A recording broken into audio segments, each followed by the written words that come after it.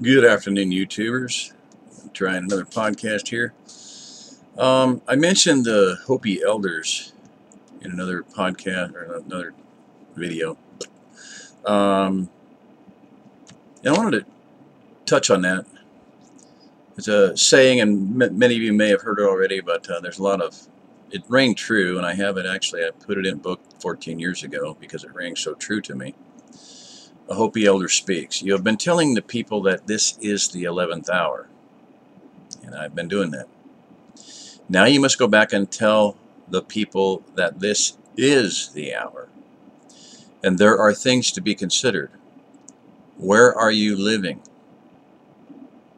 Location, location, location. Whether you're looking at real estate, sales, self-defense, etc. That applies to many, many things. Business. What are you doing? What are your relationships? Who are you hanging out with? What kind of community are you involved with? Are you involved with the community? Go back to the second one there. What are you doing? What are you doing to seriously make a change in your life? And that's something I'm going to address repeatedly. I did the survivalist thing from 1980 to 1993. In 1993, I was ready to give up. That was 13 years. I was getting bored. Spent another, not very many years. After 93 was really the turning point. I made the decision shortly thereafter. I'd always wanted to get out of Denver, but I made the decision that playing the survivalist game with the survivalist mentality was not going to make me a survivor. That there is virtually no way that I'm going to say 99% of the people that are doing that are going to make it. Because the temptation is to hang out in the city until the last minute. I can't afford to do anything else. Well, yes, you can. I did it on nothing. I did it on nothing. And I'm telling you, I didn't have any money at all. Didn't have a job. We now own like 70 acres. So that's not an issue. Money's not an issue. Absolutely not. Never was, never will be. So we can make a change in our life, is my point. And the survivalist mentality says you hang out, as I put it, I'll pull up the quote sometime, but hang out with all the other turkey farm inmates. We realized, we saw a cartoon, oh gosh, this was back in about 93, because it was after we kind of woke up again for the second time. I did. Bunch of chickens in a nice, safe chicken enclosure. Their beaks are cut off. Of course, their claws are cut off, and they're kind of tied to the roost, and there's food going in front of them, and the eggs are collected out behind them, and that's their life. And the one saying to the other one, "But we're safe in here." Yeah, you're safe. And a ship is safe in a harbor, but it's not what a ship was made for. So, the survivalist mentality is not going to cut it. The prepper mentality is not going to cut it. We need to have what I call a whole way of life prepping, if you want to use that word, and I don't really like, especially survivalism. I'll go into that later, but you need a whole way of life approach to the whole thing. In other words, somebody once asked the question, if you had to bug out to your bug out location and live there for the rest of your life, what would you think of it? And I replied very briefly. I said, I did, I am, and I love it. Live at your bug out location. Just do what it takes to live somewhere where you can be safe. Living in the city, living out there on most places in this country, your lives are at risk 24 hours a day. I talked one couple into moving here from Chicago area. They spent like 3 days in a row down at a creek bed just having the time of their lives. I mean, they're safe. The little girls can ride the bike anywhere they want within a mile, depending on their age, but they can go out in the woods once you learn the natural dangers, which are pretty obvious. But kids can have fun out here. My kids can ride up and down the road for miles and miles. Don't have to worry about them. Can't get lost too easily, and walk out in the woods. They're learning to forage for food. My grandkids. So anyway, just total different. There they lived in a little cracker box house, a condo, and the backyard, the play area was like whatever 10 by 20 feet, and outside of that was danger, serious danger. Kidnap, molestation, everything else. So total different way of life. Totally different way of life. I've had people come here, spend like literally half an hour here, and go like, "This is a totally different world than where I live," and I'm moving. And one guy did that, said that, quote unquote, and by the time I next saw him, he had moved 90% of what he owned from Texas, Dallas, Fort Worth area to Missouri. So anyway, where are you living? What are you doing? What are your relationships? Are you in right relation to, vertically to your creator and horizontally to man? Are you doing the right thing? Where's your water? If your water comes out of a tap, you don't have water. If you think water comes out of a tap, you're grossly deceived, self-deceived or not.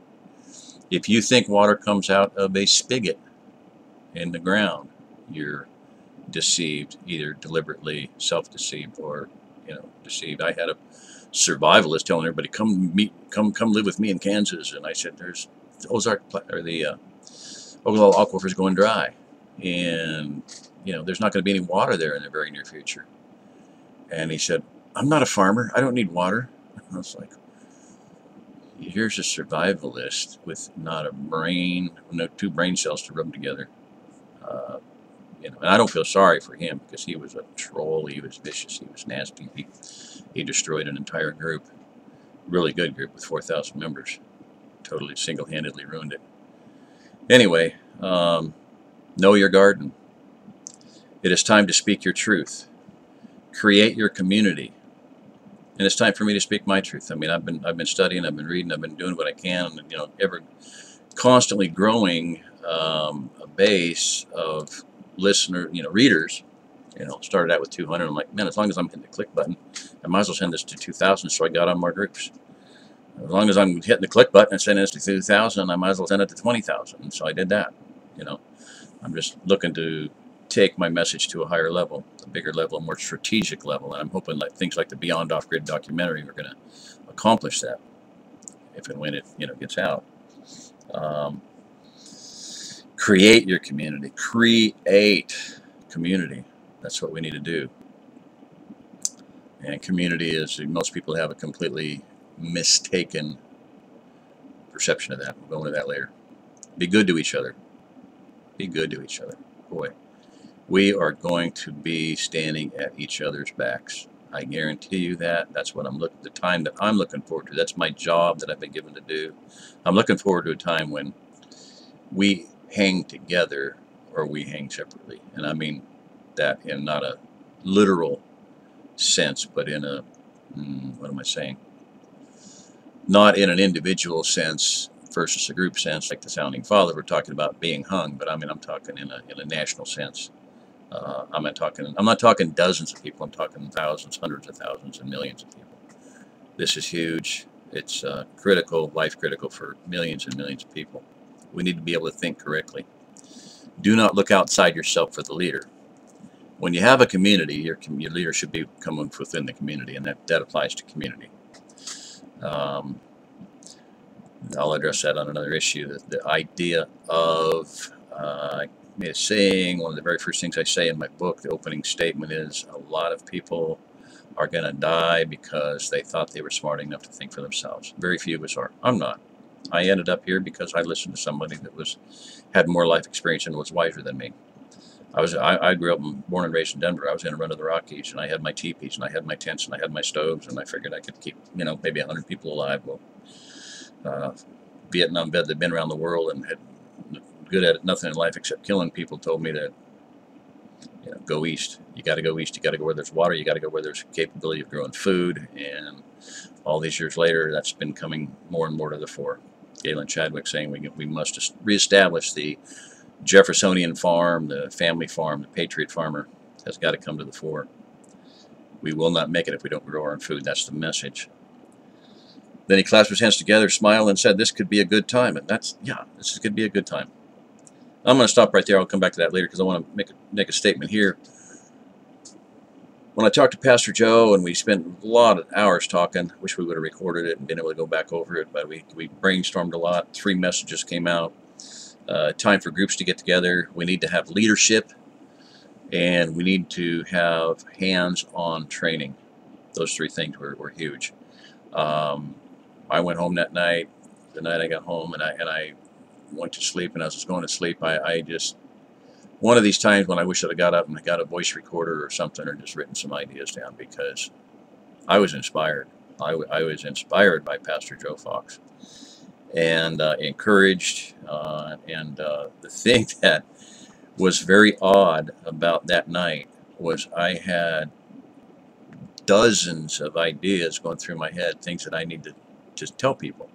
I need to speak my truth. And the weird thing was, I mean, surprising, weird, whatever you want to call it, 90% of it was funny.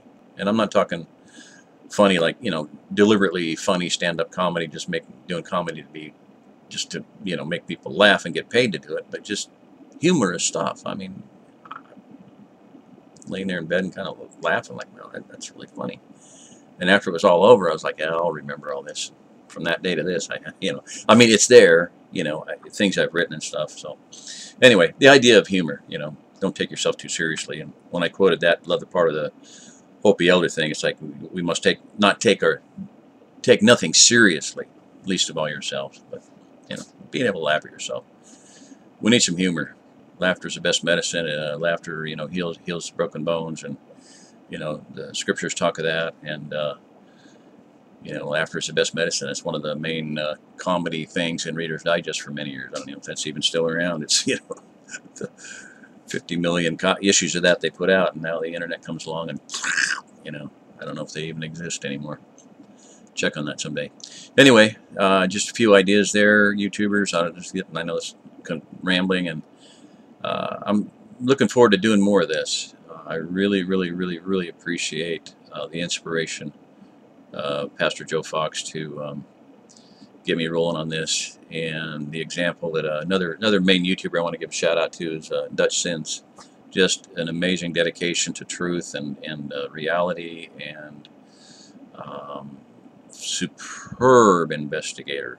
And he cost me an entire night's sleep. Thank you very much, Dutch Sins.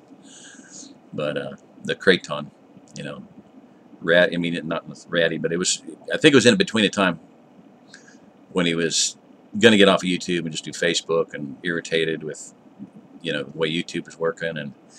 But boy, that thing on the Kraton just got me going. It was no video, no audio to it at all, just video with the plumes. The Kraton is venting. That cost me a night's sleep, and I put together an article, about Kratons and earthquakes and plumes. Oh my, but some phenomenal things. Information came at me hot and heavy that night, to the point where I literally just, just can't see that, but back here, I put my hands up like that and went, my brain can blow up. Wow. But what's come forth of that is a really solid view, understanding of the geological construction of the United States, the continental United States, and Alaska and Hawaii too, being a big part of it. But Ring of Fire and all that. Get into that later. I've gone on long enough here. I don't even know how long. 13 minutes. Okay. Well, I'm going to call it good. I got a timer there. That's pretty sweet. Yeah, what I got was a Logitech 270, cheap one, webcam. I think I'm going to like this. I can read, and I can do some, I want to do some, turn the thing around, or use my phone. I'll do some with my phone. I'll figure out how to do that. But, screenshots. Like I said, I is a technotard, and I'm learning slowly, really slowly.